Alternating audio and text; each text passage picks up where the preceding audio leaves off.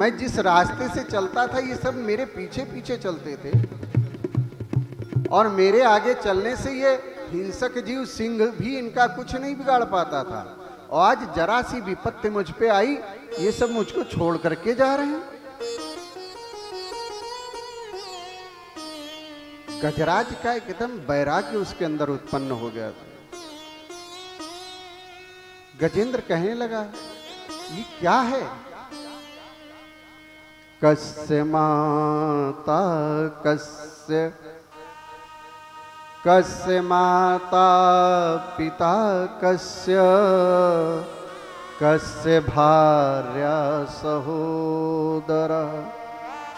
कौन किसकी माता, कौन किसका पिता, कौन किसकी पत्नी, कौन किसका भाई।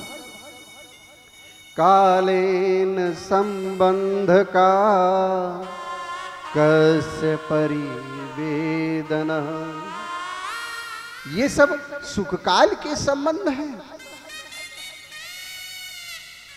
समय अच्छा था तो ये सारे मेरे मित्र थे। आज जरा सा समय मेरा बदला, सबने मेरा साथ छोड़ दिया। ये कैसे मेरे संबंध हैं इस संसार के? गजेंद्र को वैराग्य हो गया और सोचने लगा, संसार में जब कोई सहारा ना होता है तो एक भगवान का सहारा होता है।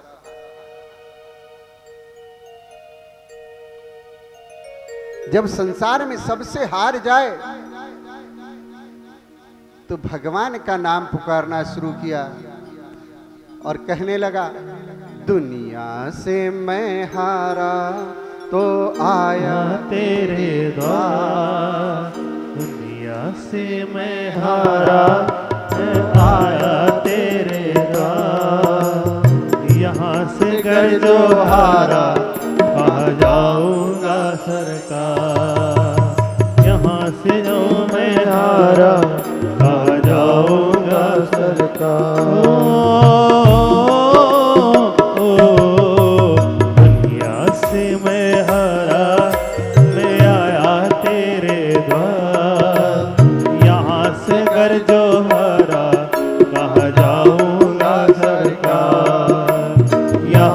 जो मैं हारा कहाँ जाऊंगा सरकार। सुख में कभी ना तेरी याद है आई। दुख में संवरिया तुमसे प्रीत लगाई। सुख में कभी ना तेरी याद है आई। दुख में संवरिया तुमसे प्रीत लगाई। सारा दोष है मेरा मैं करता हूँ स्वीकार। सारा दोष है मेरा मैं करता हूँ स्वीकार। यहाँ से कर जो हारा कहाँ जाऊंगा सरकार। यहाँ से कर जो हारा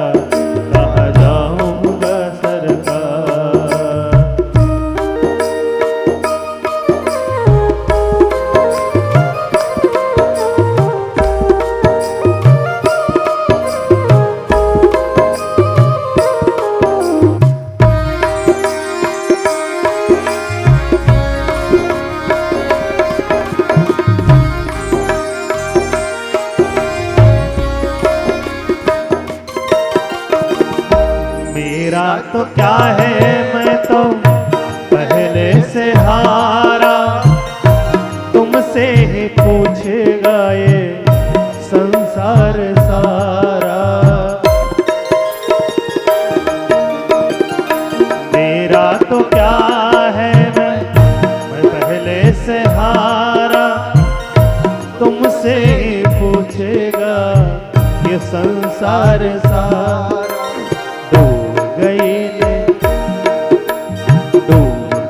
क्यों नैया तेरे रहते थे वनहार। यहाँ से कर जो हारा कहाँ जाऊंगा सरकार। दुनिया से मैं हारा आया मैं तेरे द्वार।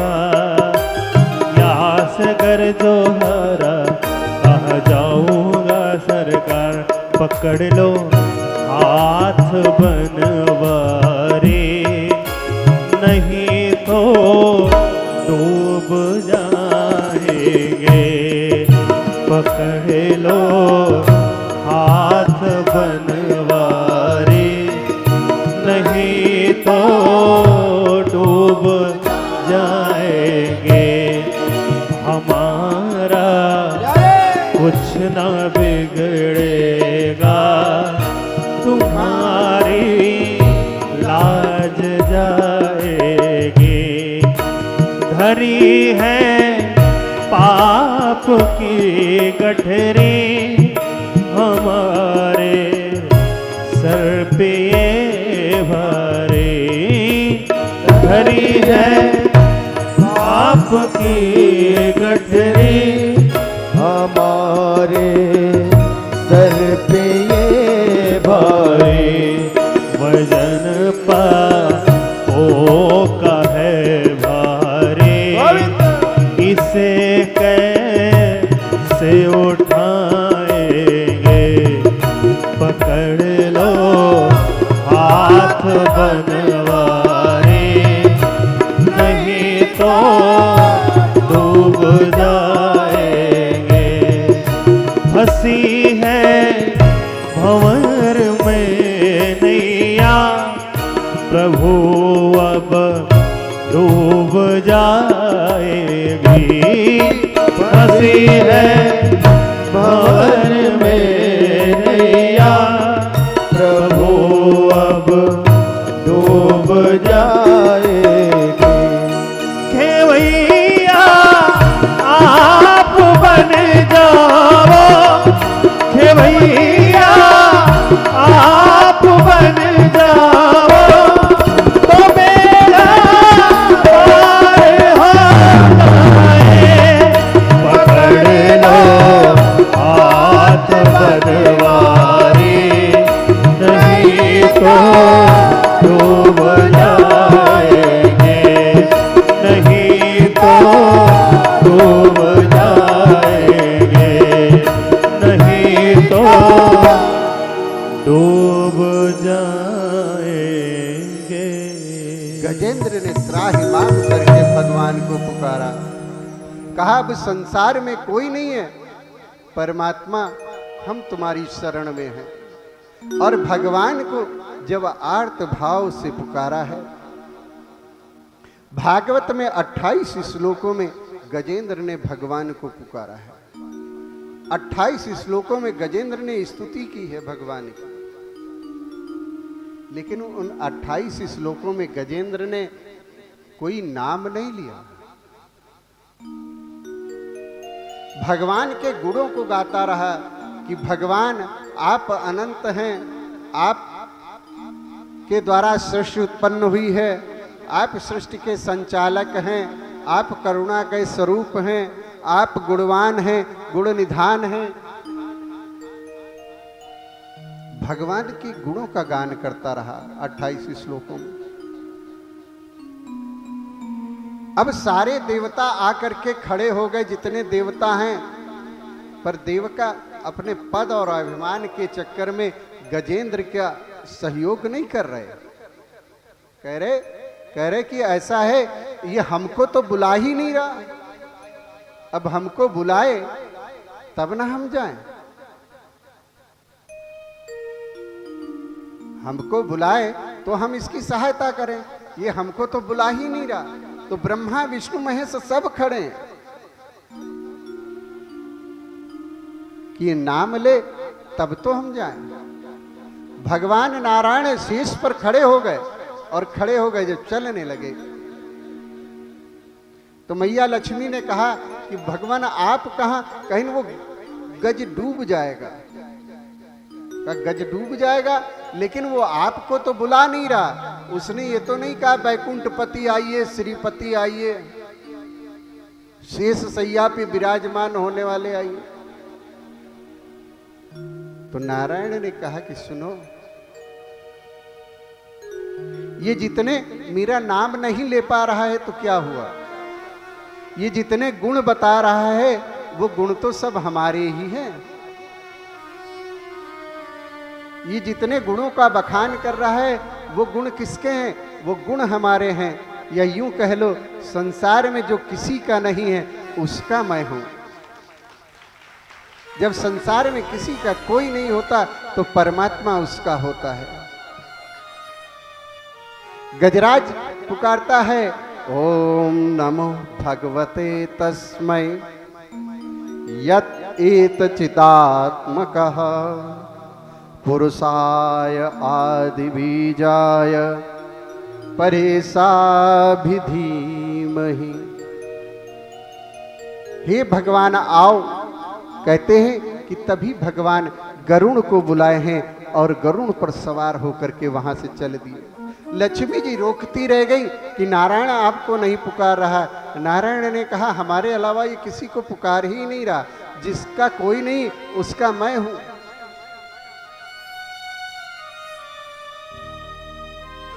क्यों? क्योंकि एक मेरा नाम है शेष, शून्य अनंत मेरा नाम है।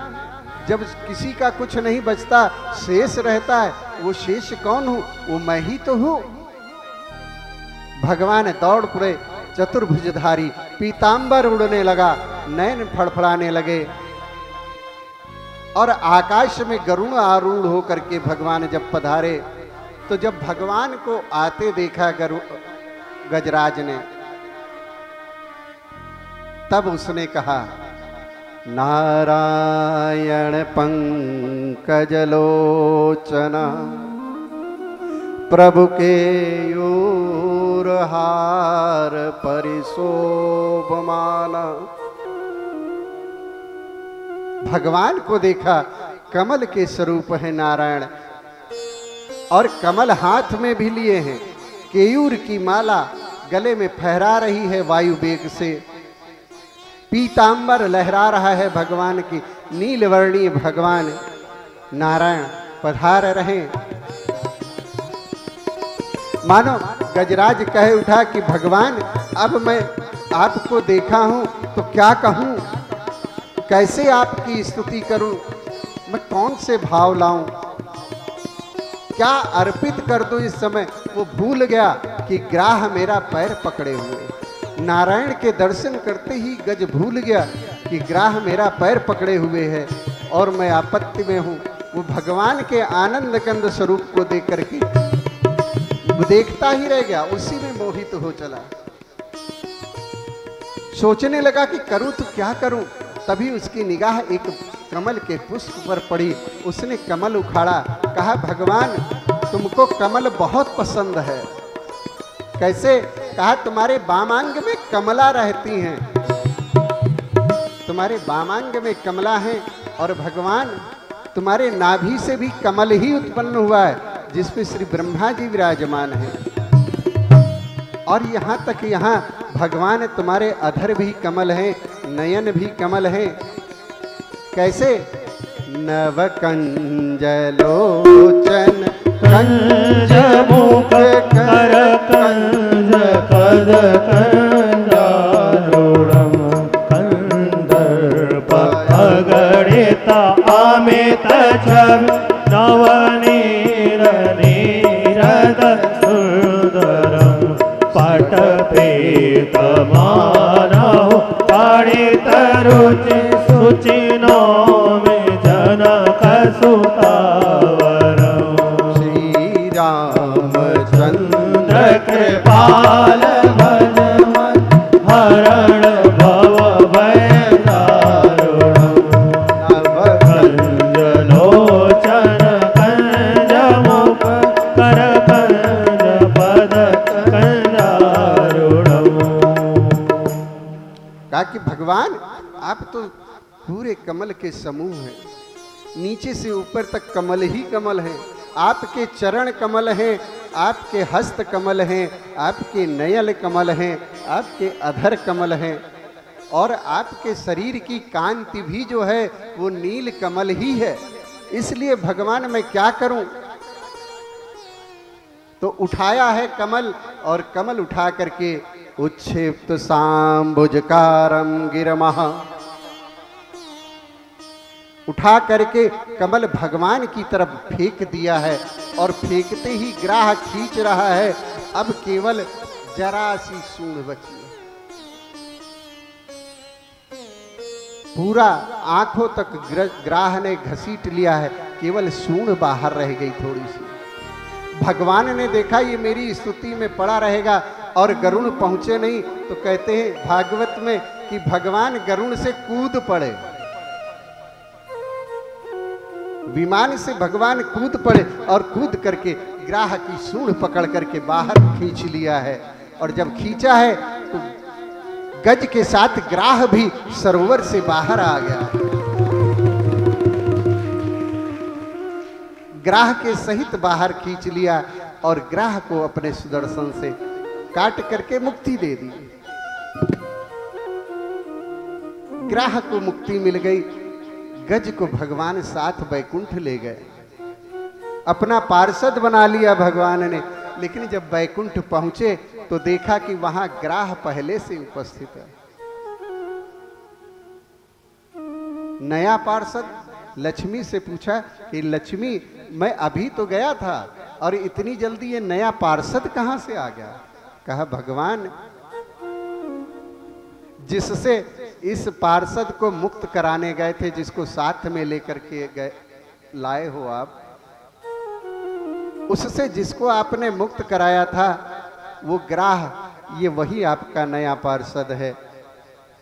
तो भगवान ने कहा कि ऐसा? कहा ये प्रभु आपकी ही लीला है। जो भक्त बन करके आपके चरण कहता है उसको तो आप मुक्ति देते हैं, शायद विलंब लगे, लेकिन जो आपके भक्तों के आश्रित हो जाता है उसको तो भगवान आप गारंटीड उनसे पहले ही मुक्ति प्रदान करते हैं। तो ऐसा ये पावन भगवान का नाम आर्त भाव से अजामिल ने पुकारा तो भगवान दौड़े आए, गजराज ने पुकारा भगवान दौड़े आए। तो आर्त में भी भगवान दौड़े आते हैं। पहले भक्त जो आर्त में पुकारे भगवान उनको भी सुनते हैं। और फिर दूसरे प्रकार के भक्त हैं। कल भैया गोयल जी बता रहे थे कि ना, कि मान लो कुछ जरूरत हो, स्कूटर चाहिए तो आ जाना, मांग लेना मैया से। लेकिन उसके साथ जो उन्होंने सूत्र दिया था उसको तो जरूर याद रखना।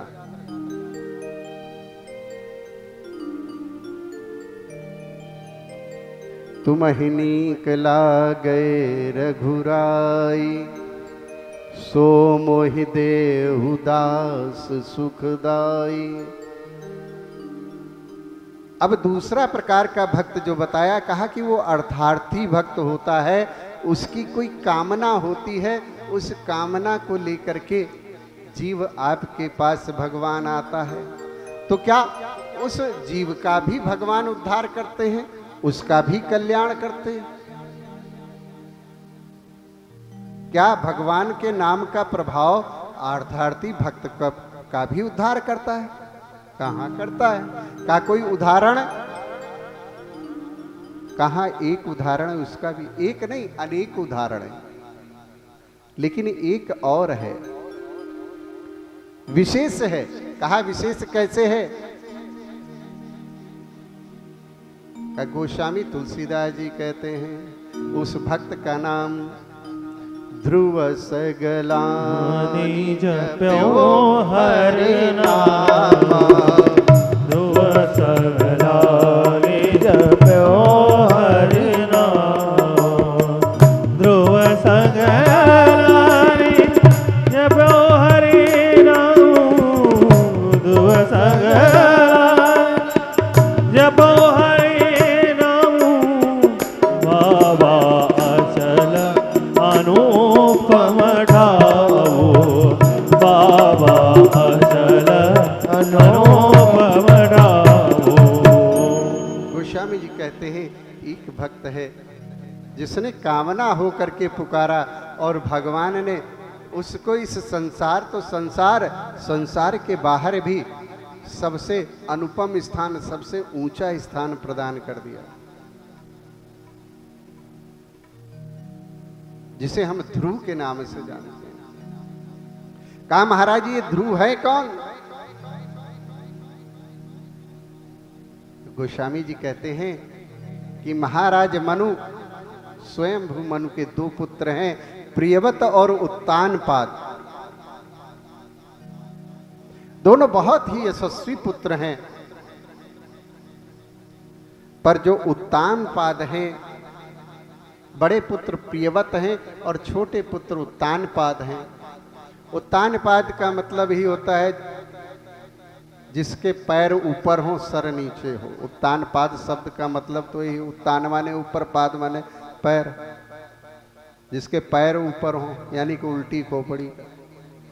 ये तो शब्द का अर्थ है, पर ऐसा नहीं है। महाराज उत्तानपाद भी महाराज मनु के पुत्र हैं, बहुत सुयोग्य राजा हैं, लेकिन उनके जीवन में दो संगनी हैं। उनकी जीवन संगनी दो हैं, एक का नाम सुनीति है और दूसरे का नाम सुरुचि है। ये सुनीति और सुरुचि रूप की दो पत्नियां जो उत्तानपाद की हैं, जिसमें सुनीति बड़ी पत्नी है और सुरुचि छोटी है। महाराज उत्तानपाद का प्रेम सुरुचि पर ज्यादा है, और सुनीति को राजमहल प्रसाद से बाहर एक स्थान बनवा दिया है, और उस स्थान पर सुनीति रहती हैं। सुनीति के एक पुत्र है जिसका नाम ध्रुव है, और जो सुरुचि है उसके भी एक पुत्र है। लेकिन अब विचार करें, हम सबके जीवन में भी कुछ ऐसा ही है।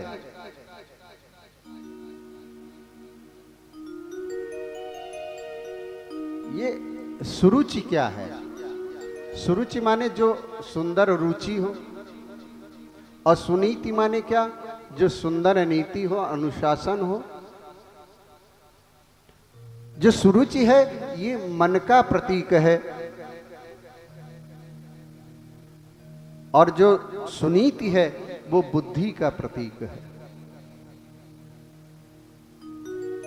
और ये जो दो पुत्र हैं, उत्तम और ध्रुव। उत्तम कौन है? उत्तम पदार्थ का भाव है, संसार के विषय वस्तु का भाव है, और ध्रुव भागवत भाव ध्रुव है। तो हम सबके जीवन में भी, हम सब अगर उत्तानपाद हैं, हमारी भी खोपड़ी मति उल्टी ही है, और हमारी मति उल्टी है तो कैसे? क्योंकि हम सबको भी सूरज पर ज्यादा प्रेम है। मनमानी चीज करने में, मनमाना जीवन जीने में, अपने मन की करने में हमको सबको बड़ा प्रेम है कि नहीं वाजपेयी जी? हाँ है।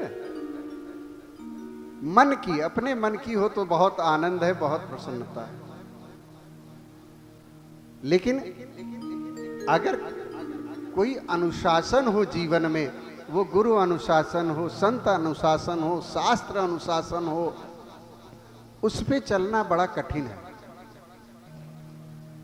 उससे रुचि नहीं है।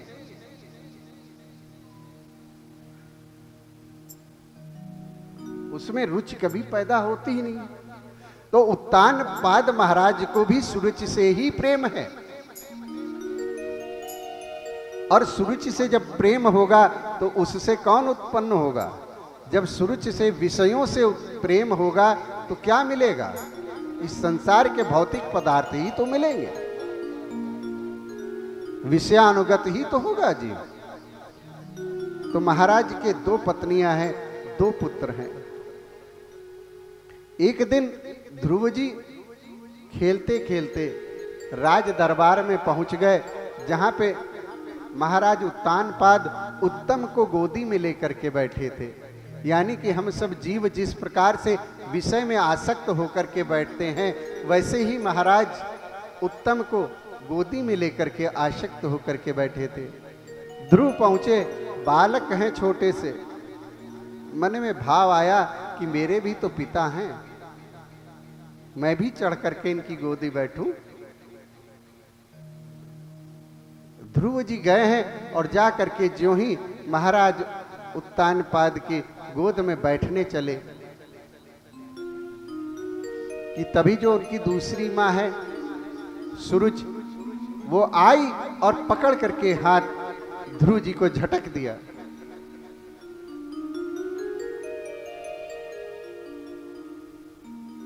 और झटक करके महल से बाहर निकालते हुए कहा, क्या कहा कि तुम महाराज की गोदी में बैठना चाहते हो, और अगर महाराज की गोदी में बैठना चाहते हो, इस राज सिंहासन पर बैठना चाहते हो, तो तुमको मेरे गर्भ से जन्म लेना पड़ेगा।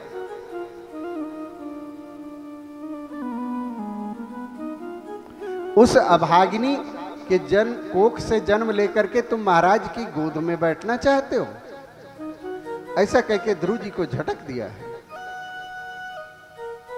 जब ध्रुव जी को झटक दिया तो ध्रुव जी बड़ा उदास हो गया, और उदास होकर के ध्रुव जी रोते हुए अपनी मां के पास गए। कहा, मां,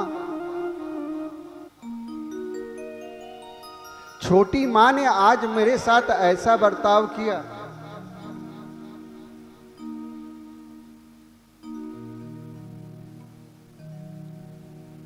तो आज की मां होती तो क्या कहती,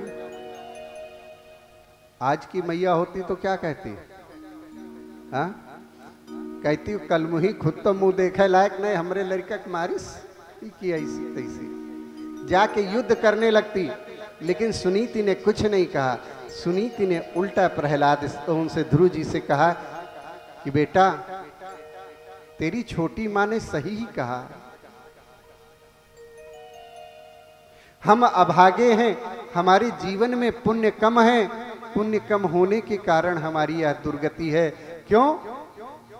नहीं को कर सुख दुख कर दाता, निज कृत कर्म भोग सब बाधा, आहि हमो सुख दुख कर दाता, निज कृत कर्म भोग सब बाधा। तो बेटा, तेरी छोटी माँ ने कहा है, सही ही कहा है, हम अभागे नहीं हैं, हम तो अभागे ही।